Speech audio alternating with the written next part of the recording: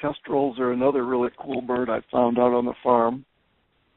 They're also called sparrowhawks because they like to prey on small birds, but they also eat a lot of mice and even insects. In my opinion, they're beautiful birds of prey, and they might be small in stature, but they're very mighty in their spirit. They're quite tough. Even John describes them as pound for pound being one of the toughest animals on the farm. Many farms keep kestrel boxes to help keep the mice population down, and the Zweck Farm is no exception.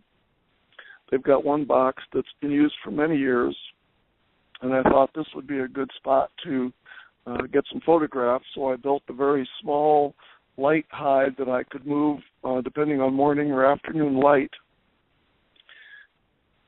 and it seemed to work pretty well.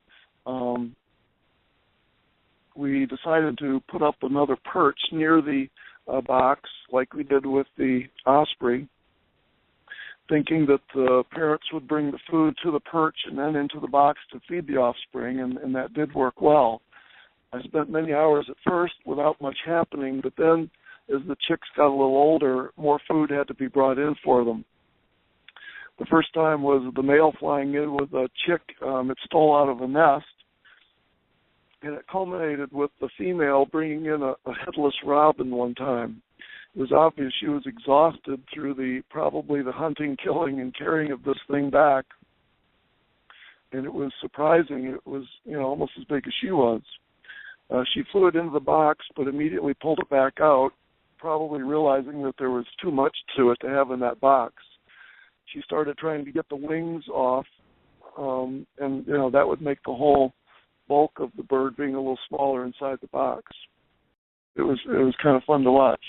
As the chicks got older, you'd start to see them sticking their heads out of the box. And eventually, one morning I was there when they fledged and came out and started learning to fly. The parents were around watching them, and after they had practiced a little bit, they started calling, and the offspring flew off with them, and that's the last I saw them around the box. They do like to sit on the telephone lines a lot, so they're pretty easy to see if you spend any time out there. But again, I think they're one of the prettiest birds with multiple colors, and they're fun to watch.